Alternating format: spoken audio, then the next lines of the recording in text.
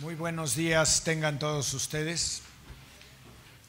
Antes de empezar nuestra conferencia de prensa, quisiera presentarles a alguien que seguramente conocen muy bien, que es a don Manuel Romo, que a partir del día de hoy será vicepresidente de la Asociación de Bancos de México, tomando el lugar que ocupaba Ernesto Torres Cantú, que como ustedes saben fue designado director general para América Latina de Citi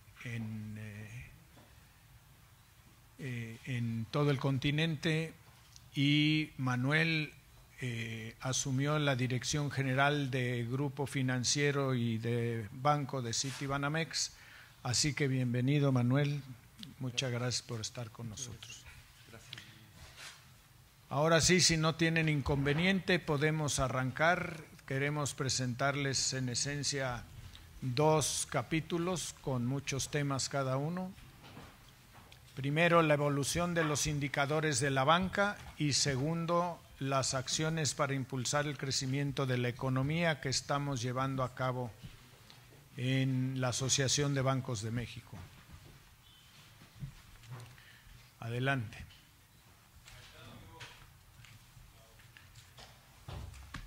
Muy bien. El crédito al sector privado sigue siendo el motor de crecimiento de la economía. Como pueden ver en la línea verde, el crédito al sector privado ha crecido en términos reales 5.4% hasta el mes de septiembre, mientras que la economía o el Producto Interno Bruto se ha contraído al mes de septiembre 0.2%. Por lo tanto, vamos creciendo considerablemente más en el crédito, y aquí tienen los detalles. El crédito al sector privado crece 8.5%, a las empresas 8.7%, la vivienda 11% y el consumo 6.1%. Adelante. Si separamos el consumo en sus cuatro componentes principales, que son tarjeta de crédito, nómina y bienes de consumo, está creciendo 6% en tarjeta, 11% en bienes de consumo, 9% en nómina, y el único rubro que no crece, es más, se ha contraído ligeramente, son los créditos personales. Y si vemos el crédito a las empresas, a las grandes empresas sigue creciendo de manera importante, 9.5%, y el crédito a las MIPYMES, que recordarán tenía una tendencia decreciente, como pueden ver ahí, y ya en el mes de septiembre le dimos la vuelta gracias al programa conjunto de Nacional Financiera y Bancomext con la banca. Por el lado de la captación, que es el lado derecho del balance de los bancos, tenemos un crecimiento positivo del 6.8% al mes de septiembre, con la captación interbancaria casi al 17%, en mercado de dinero 1.8%, el crédito a plazo 8.8%, creciendo más que el de vista, que es el 6%. Y eso es una buena señal, porque quiere decir que los ahorradores tienen mayor interés en el largo plazo, manifestando su confianza en guardar su dinero un tiempo más largo. Con relación a los indicadores de la banca, el índice de capitalización mantiene su fortaleza de 15.9%, que es considerablemente más, casi un 60% por encima del mínimo regulatorio, que es el 10.5%. Después tenemos en la calidad de la cartera un índice de morosidad del 2.2%, que es muy sólido. están las empresas abajo de eso en 1.7%, el crédito al consumo mejoró del 4.6 al 4.4% y finalmente la vivienda en 2.8% de morosidad. Y una parte muy importante es qué tantas reservas tenemos para hacer frente a esa cartera vencida, y aquí está en 1.45% en el total, las empresas con 1.07%, el consumo 2-1 y la vivienda, aparte de tener el bien en sí, el inmueble, tiene un 50% de reservas constituidas. Por lo tanto, no solo es la calidad de la cartera, sino la fuerza o la solidez que tienen las reservas para hacer frente a la cartera vencida. Y el índice de liquidez repunta al 194%, esto es propiamente 2 veces a 1 el coeficiente de cobertura de liquidez contra el mínimo requerido por la regulación bancaria, que es el 100%. Ahora, si les parece bien, vamos a ver cómo vamos en las acciones que ha emprendido la banca durante este año para apoyar el crecimiento del país. Ya les habíamos señalado que en la primera mitad del año el programa conjunto de garantías con Nacional Financiera y Bancomext había tenido un crecimiento relativamente bajo porque todavía no estaban los recursos disponibles, dado el inicio de la administración actual. En julio de este año firmamos un convenio para colocar en la segunda mitad 112,000 millones de pesos, de los cuales llevamos en los primeros 4 meses 67,000 millones, o sea, un 60% del programa, que representa 3.6 veces más que en los primeros 4 meses del año. Esto es, de enero a abril se colocaron 19,000 millones y de julio a octubre hemos colocado 67,000 millones, lo cual respalda lo que les acabamos de enseñar en el crédito a las MIPYMES, que es haberle dado la vuelta a la tendencia decreciente que tenía la colocación de crédito a ese sector de las empresas. Ahora, es muy importante entender por qué la calidad de la cartera de la banca, en qué se sustenta, por qué tenemos una perspectiva favorable, positiva, y no nada más son los números del pasado con una perspectiva negativa. Primero, el salario mínimo aumentó un 12% en términos reales. Por otro lado, las remesas internacionales en los últimos 12 meses han crecido casi el 10% para llegar un poquito abajo de 36,000 millones de dólares.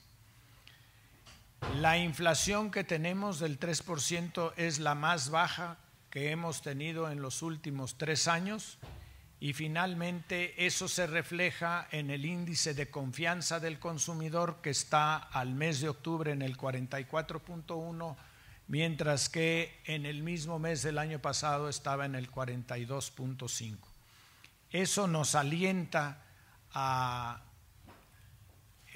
pensar que la calidad de la cartera de la banca va a tener la solidez que tiene hoy, y por otro lado vamos a seguir creciendo la colocación de crédito. Ahora, hay una señal muy positiva en el Buen Fin que queremos reportarles. En primer lugar, la participación de la banca en las ventas del Buen Fin aumentó. El total de ventas creció 7%, de 111,000 millones de pesos a 120,000 millones.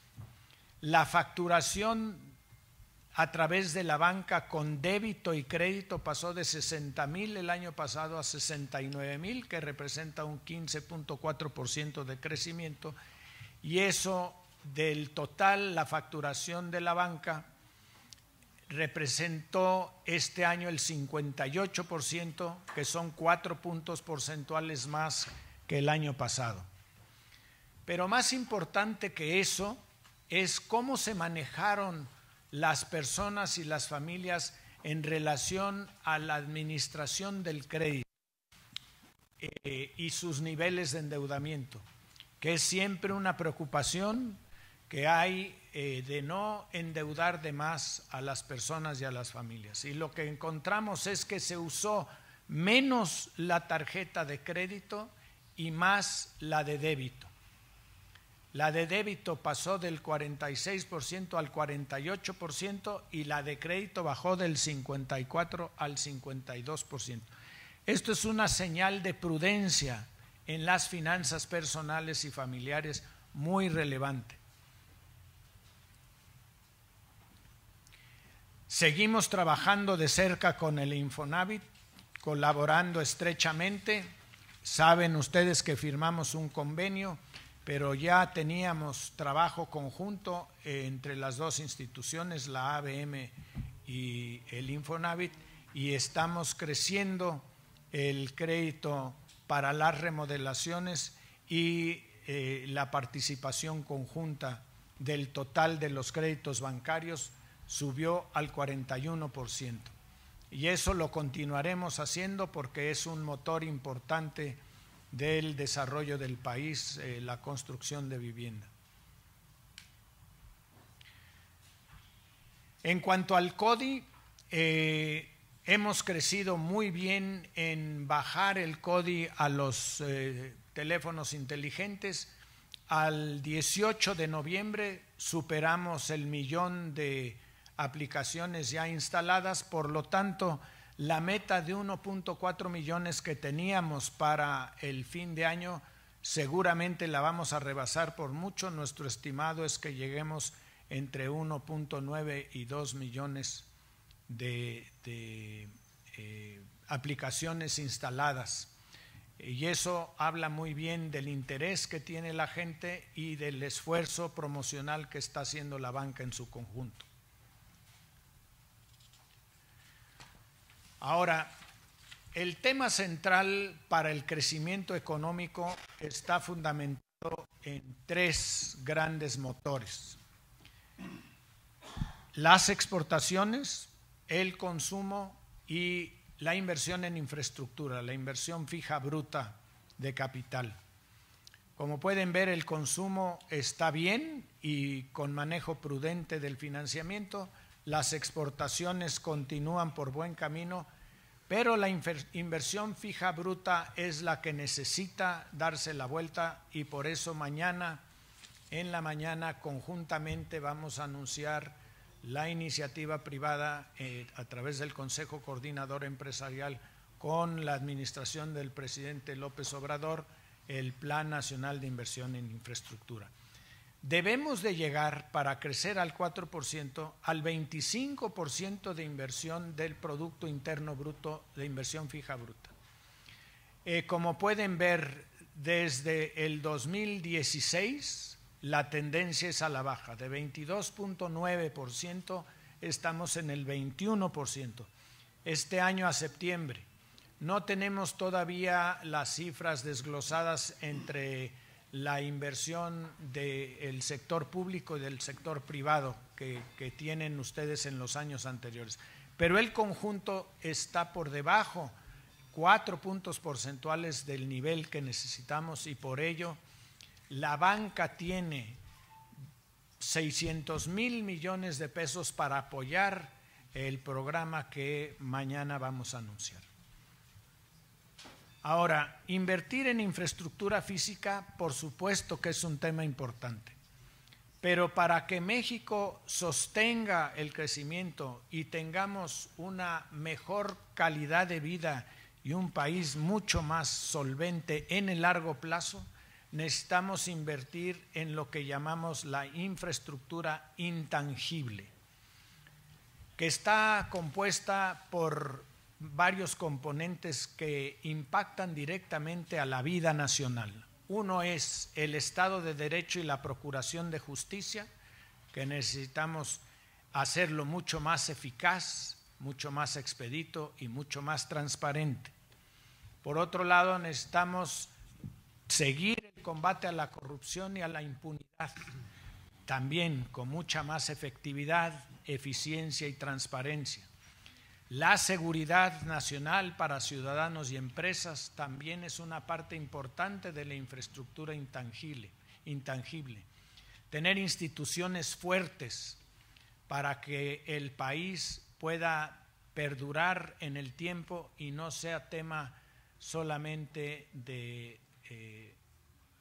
el gobierno en turno, sino las instituciones tienen que permanecer y para ello necesitan fortaleza.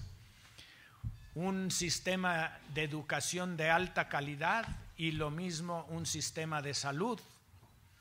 Necesitamos como país invertir en tecnología de vanguardia, porque la tecnología a través de la investigación y el desarrollo transforma la vida y nos lleva al último punto, que es la productividad. Y la productividad se traduce en esencia en hacer más con menos, o en los mismos insumos, pero con mejores y mayores resultados. Eso es el contenido de lo que queremos presentarles y ahora estamos a sus órdenes por si tienen alguna pregunta o comentario. Damos inicio con Miguel Ángel Enástigue, de 24 horas, por favor. Te acercan un micrófono. Gracias, buenos días. Quisiera saber si acerca de este estimado que tienen ustedes para rebasar las cuentas de CODI a final de año, ¿van a implementar alguna otra estrategia en materia de promoción o difusión justo para que su empleabilidad con la gente sea o tenga mayor confianza? Y también saber si para 2020 tendrán una estrategia más, no sé, tal vez más sólida o con mayor participación para que CODI tenga mayor participación durante el Buen Fin. Gracias. Es interesante, don Miguel Ángel, su punto de vista. Una estrategia más sólida. Si vamos a rebasar por mucho la meta de este año, quiere decir que la estrategia va funcionando, ¿no?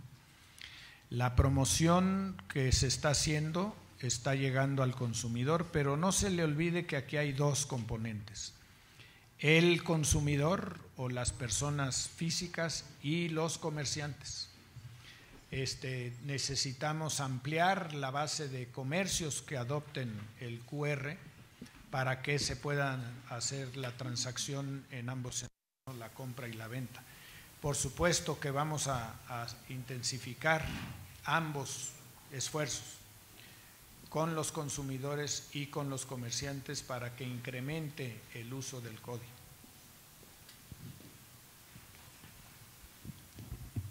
Yadira Rodríguez, de Radio Centro.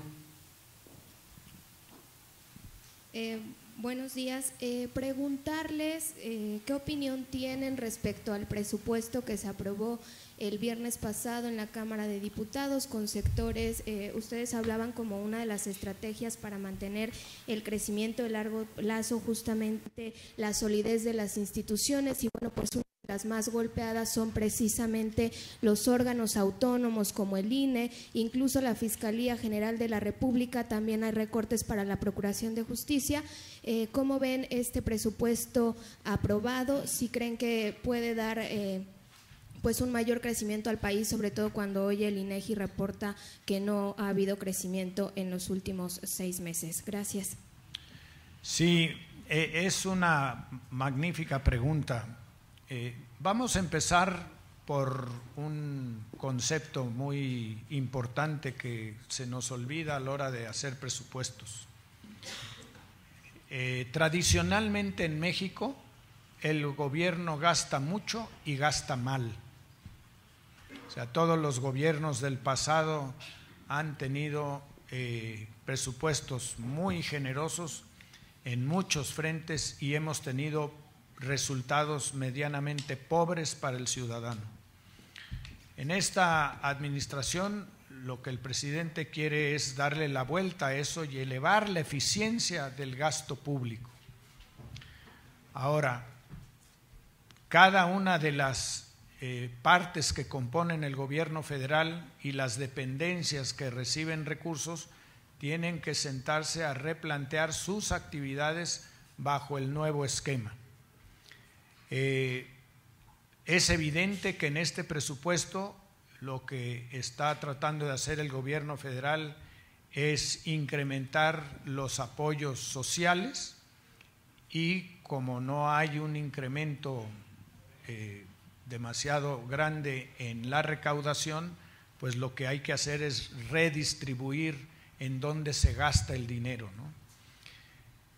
Menos presupuesto no necesariamente se traduce en debilidad de las instituciones.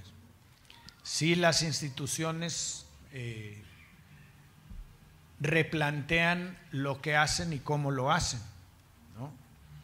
Vamos a tomar como ejemplo el sistema electoral mexicano. Es muy caro.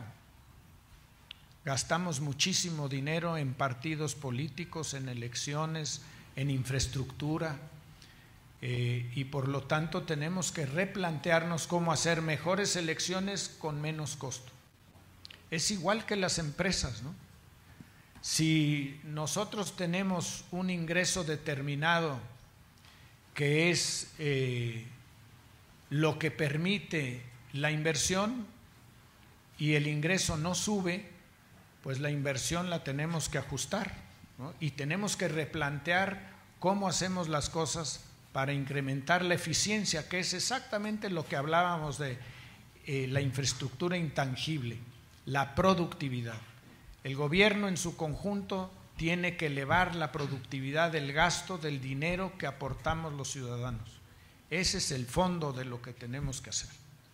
Luis, Raúl, por favor. Si me permites, creo que el tema del presupuesto es muy importante, pero también hay que verlo también dentro de un paquete económico que nosotros en la banca vemos como muy responsable.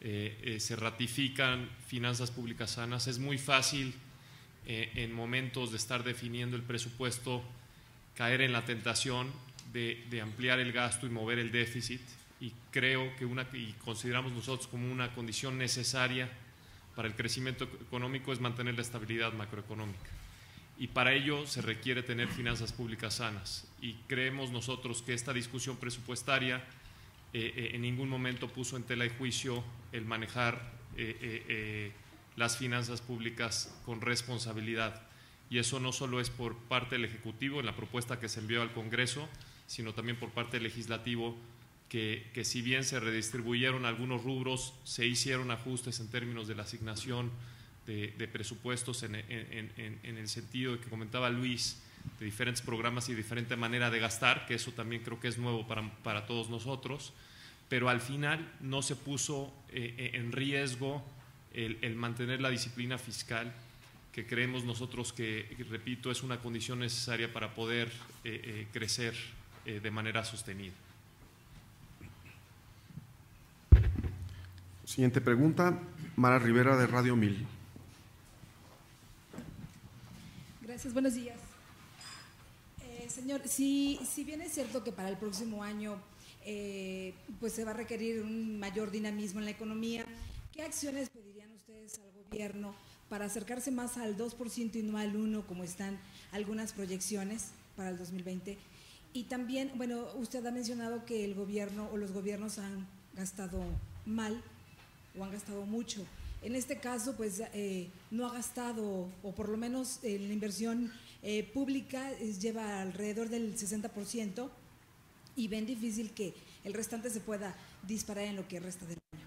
Entonces, ¿qué esperarían ustedes que como arranque el 2020 en materia de inversiones el gobierno?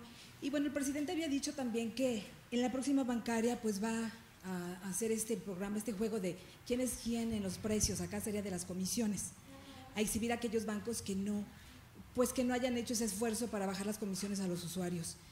En las condiciones en las que está pues la economía, ¿ustedes creen que haya posibilidades de rendir buenas cuentas, que el esfuerzo que está haciendo la banca en los programas, en productos, pueda dar a esta reducción como espera el presidente que en la próxima reunión de los banqueros se pueda anunciar? Sí, muchas gracias por su pregunta. Mire, tener como meta para el año que entra el 2% es regresar a donde estábamos y todos queremos eso, pero en realidad necesitamos apuntar más alto hacia el 4% de crecimiento económico, ¿no? Hay varios factores. Ya hablábamos del consumo, las exportaciones y sobre todo la inversión fija bruta. Con el programa que se anunciará mañana empezaremos a ver con nombre y apellido los proyectos a los cuales hay que invertirles recursos, tanto de la iniciativa privada como del gobierno federal. Y yo creo que ya definiendo eso, debemos de implementarlo lo antes posible, inclusive este mismo año, porque el motor económico depende no solo que hagamos buenos planes, sino mejores ejecuciones, y esa es la tarea fundamental que tenemos todos para que la inversión fija bruta se vuelva realidad. El gasto público, efectivamente, este año hay un subejercicio. El secretario de Hacienda ya ha anunciado medidas para acelerar el ejercicio del gasto público y que no espere hasta enero para empezar a hacer los planes de gasto y después empezar a ejecutarlos hasta marzo, abril. Entonces esperemos que ya estén tomando medidas, sobre todo en todas aquellas cosas que se van a licitar, que se empiecen a hacer públicas las licitaciones para que en enero ya tengan ganadores o que empiecen a abrir las licitaciones y de inmediato empiece a ejercerse el gasto. Esperemos que así sea, ¿no? Y en el tema de comisiones, quiero recordarles que lo que el presidente señaló el 22 de marzo en Acapulco fue que regresaría el año que entra a ver las comisiones de las remesas. Y hace varios meses le presentamos en una reunión que tuvimos privada de todos los bancos con el presidente el estado que guardan las remesas. Y México tiene la comisión más baja de todos los países del G20. Como ustedes saben, el país que más remesas recibió el año pasado en el mundo fue la India, con 76,000 millones de dólares, seguido de China, con 68,000 millones, y después México con 35,600 más o menos, y detrás de México con 34,000 millones Filipinas.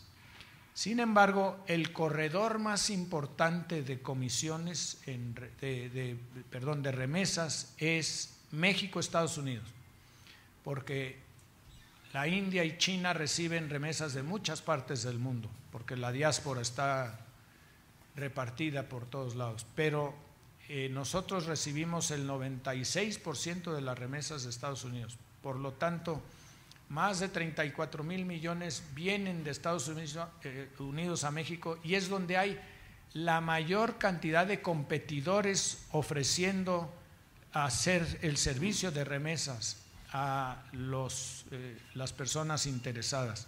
Hay 44 empresas que ofrecen ese servicio. Por lo tanto, la competencia ha bajado en los últimos 8 años en 39% las comisiones, mientras que en la OECD se ha bajado solamente el 21%.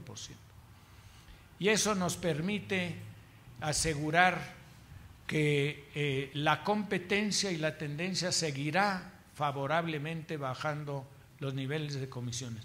Pero esa es una parte de lo que le ocupa y le preocupa a la banca.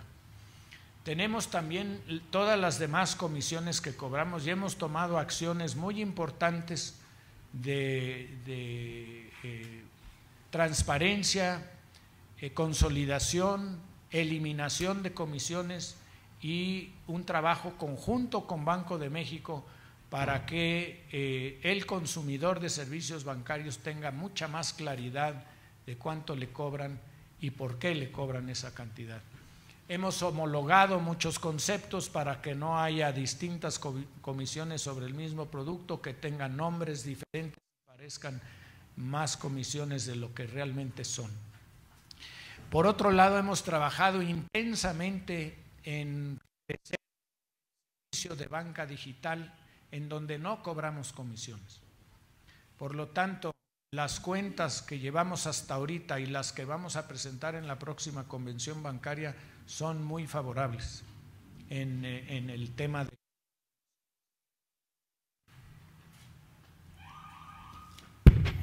Carlos Trejo, de Notimex. Buenos días. Aprovechando la lámina del salario mínimo, quiero preguntarles qué tanto hay de margen para incrementar el salario mínimo para el próximo año.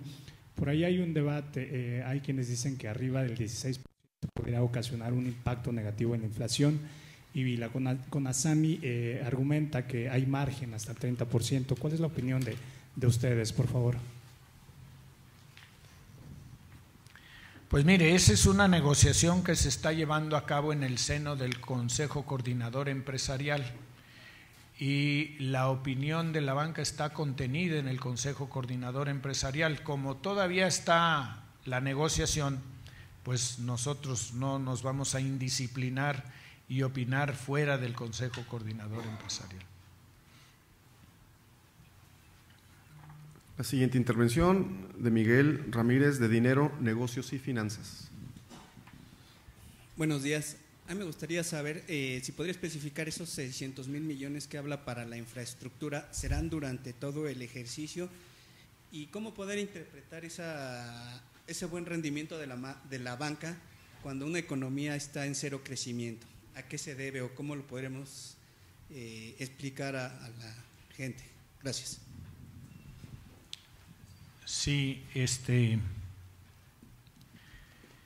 mire, empecemos con el desempeño de la banca. Cero crecimiento es el Producto Interno Bruto, y el Producto Interno Bruto es la consolidación de todas las actividades económicas del país, ¿no? Pero no todas están igual.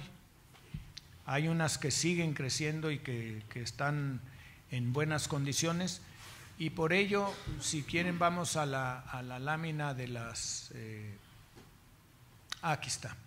El salario mínimo, las remesas, la baja inflación, la confianza del consumidor son los temas que mueven el crédito. Las personas están demandando crédito. Si quiere, vamos a la lámina del crédito por sector. La vivienda creciendo al 11% refleja una enorme necesidad de vivienda en el país. Por darle una idea, hay un déficit de 6 millones de viviendas en México. ¿Qué quiere decir eso? No quiere decir que hay 6 millones de familias viviendo en la calle, sino que tienen una vivienda inadecuada para su demanda o sus necesidades.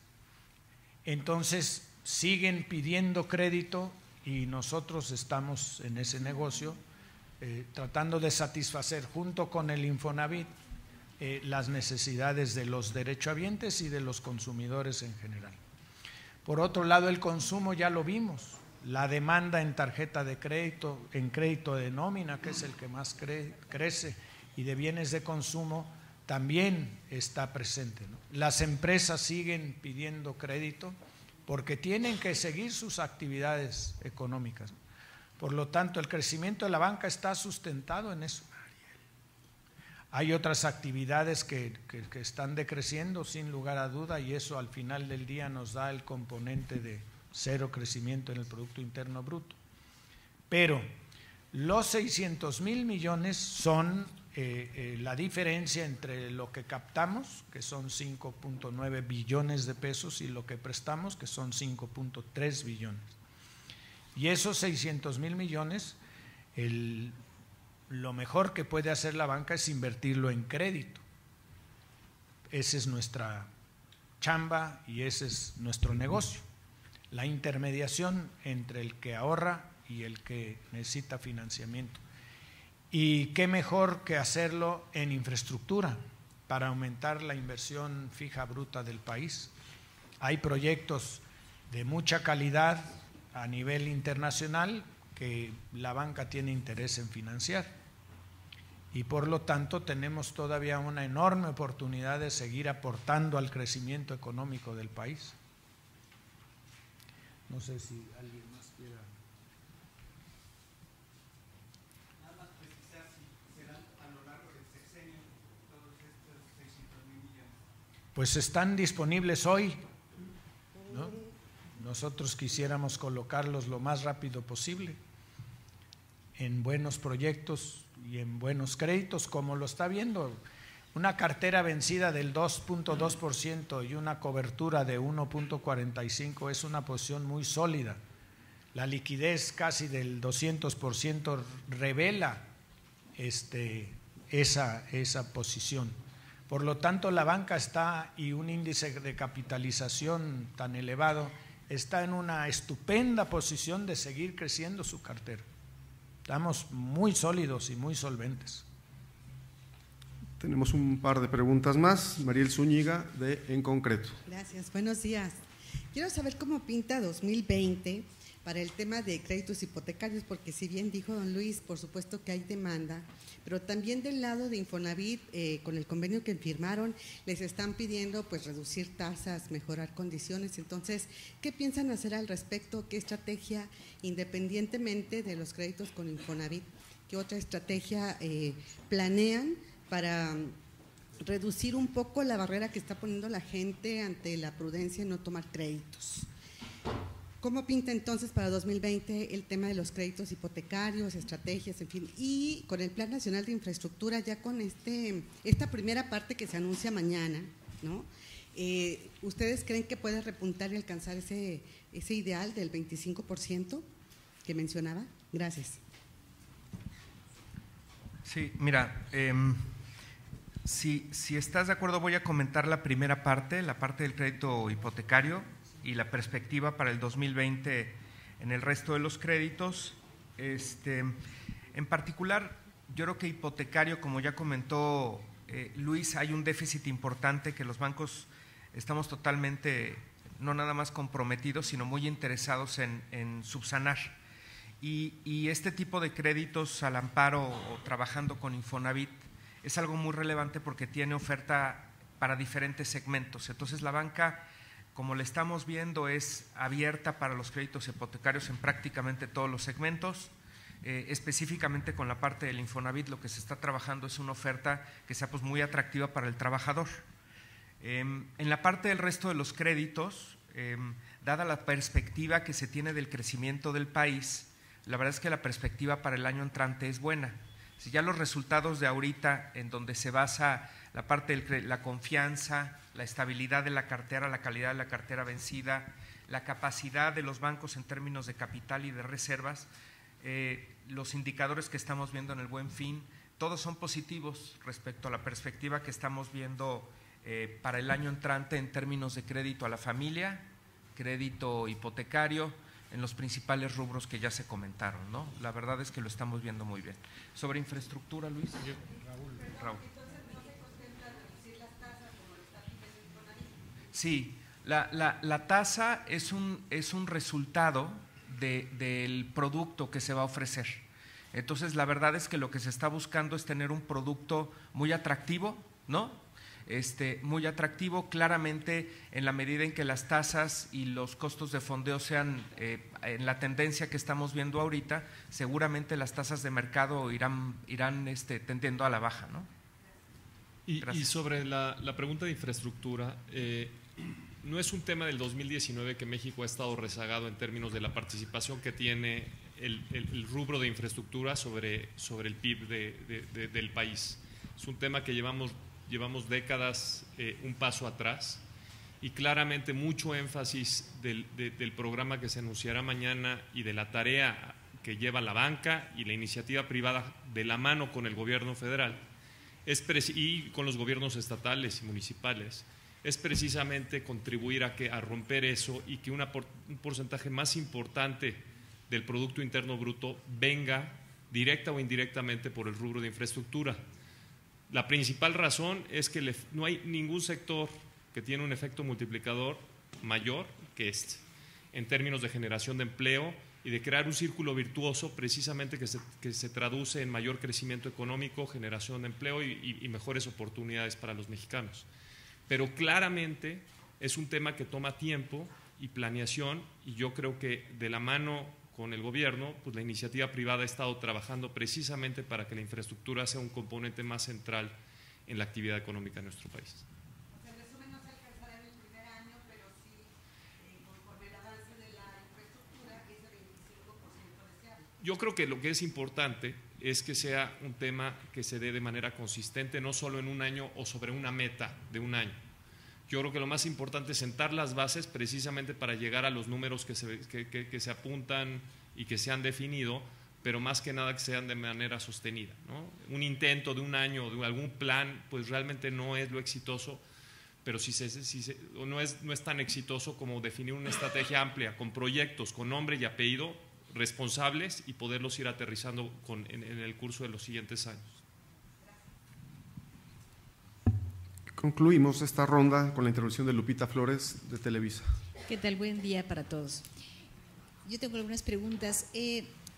Quisiera preguntarle, ¿tienen algún estimado de pérdidas para los comercios y para la banca tras las intermitencias en el CODI? ¿Cómo se están subsanando estos errores que ha tenido estas intermitencias entre CODI, la banca y los comercios, si fuera tan amable? ¿Cómo van las negociaciones pues para tratar de evitar esto que ha causado mucho malestar principalmente en los comercios y también de los consumidores?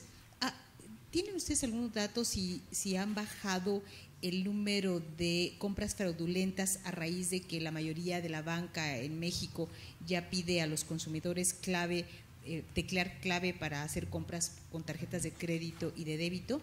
Y quedó una pregunta en el tintero que hizo una de mis compañeras en el sentido de la recesión técnica que hoy se está confirmando.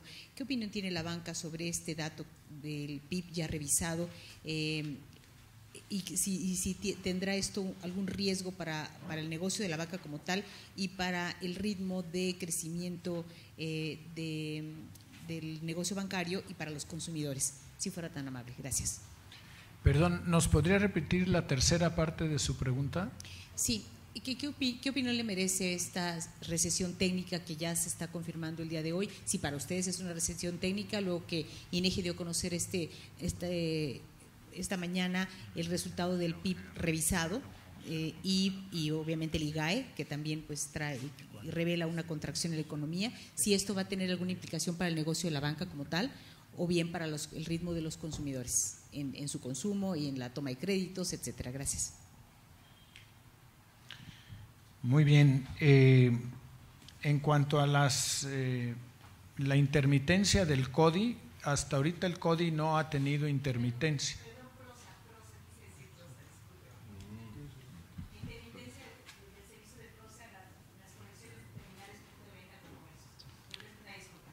Sí, muchas gracias. Ahora sí me deja tranquilo, Manuel.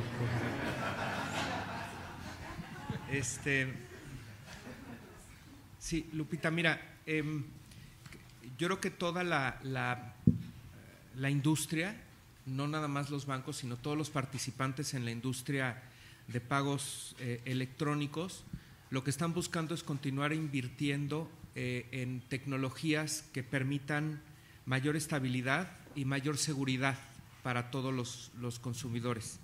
Siempre que hay una intermitencia, como comentas, es una mala experiencia para la persona, el tarjetaviente, quien quiera hacer una compra, y esto, el principal impacto que tiene es la falta de confianza que se tiene para volver a sacar esta tarjeta y volver a utilizarla. Entonces, lo que pasa con los consumidores es que regresan al efectivo, ¿no? Entonces, yo creo que todos los participantes en la industria, cámaras de compensación, bancos, comercios, están enfocados en invertir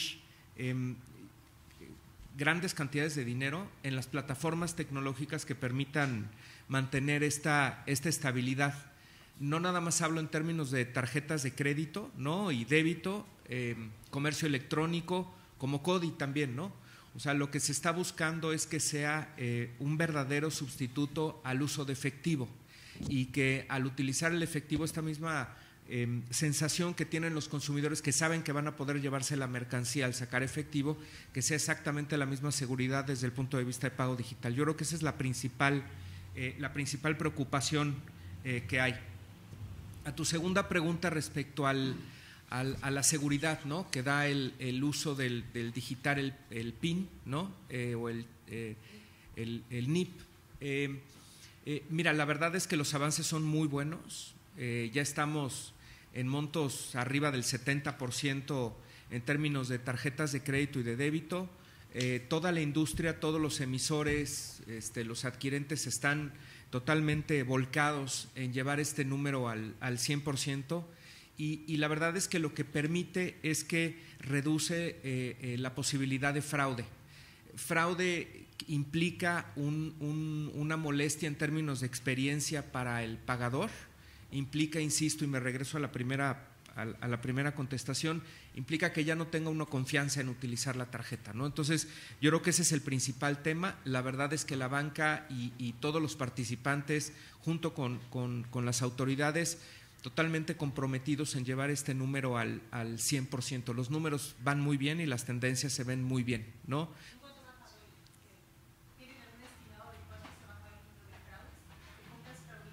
Mira, el número yo te diría que ya es un número francamente pequeño, ¿no? Y la verdad es que esperamos que esto continúe reduciéndose por lo menos a la mitad, ¿no? El tema de fraude, una vez que se utiliza el NIP, ¿no? Debería de estar ahí o menos, porque la verdad es que ya la probabilidad del fraude con la tarjeta presente, como decimos, pues es mucho menor. Sobre la parte… Sí, sobre la parte económica, en primer lugar, hay distintas versiones y definiciones de lo que es una recesión, ¿no? Pero tendría que haber una contracción generalizada de la economía y prolongada de la economía para llegar a definirlo como una recesión, ¿no? Tratar de hilar muy fino y decir, ¿es una recesión técnica o es una recesión real o es una recesión más o menos? No. En primer lugar, como ya habíamos hablado, hay sectores de la economía que van muy bien y otros que no van tan bien, ¿no? El conjunto es con cero crecimiento, que ya lo señalábamos, ¿no? Ahora, podemos hablar de un estancamiento en ese sentido, y eso es correcto. Lo importante es qué herramientas tenemos a la mano para darle la vuelta a la economía y que empiece a crecer. En parte ya las presentamos aquí. Mañana, como ya hemos señalado, se hará el anuncio de la inversión en infraestructura y sobre todo echar a andar los proyectos es lo importante, que ya empiecen a suceder las cosas. Eso detonará el gasto público, la inversión privada y el desarrollo más acelerado de otras partes de la economía. Tomemos una sola industria que es muy relevante, la construcción, que está muy contraída. Es un gran detonador económico porque impacta a muchos sectores de la economía, el cemento, el acero, el vidrio, la madera, etcétera. Y en la medida que la inversión crezca en infraestructura, en vivienda y en desarrollo de capacidad industrial, pues tendremos un efecto multiplicador en la economía.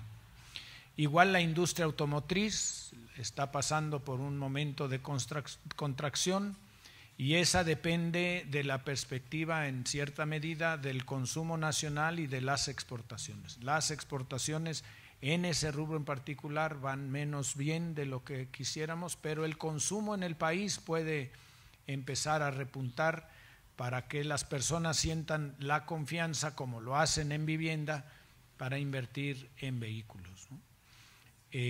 Yo no sé si alguien más quisiera tratar el tema, pero tenemos mucho en qué trabajar y podemos darle la vuelta el año que entra al ritmo económico del país si todos actuamos con el sentido, uno, de promover la inversión y dos, el sentido de urgencia de hacerlo lo más pronto posible.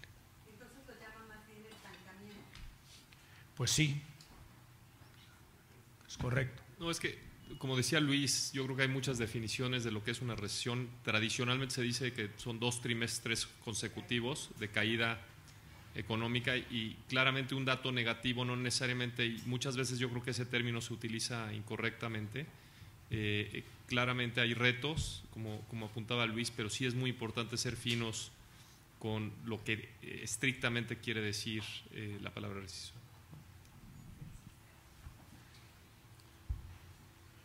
Pues con esta última intervención concluimos nuestra conferencia de prensa. Muchas gracias por haber estado esta mañana con nosotros.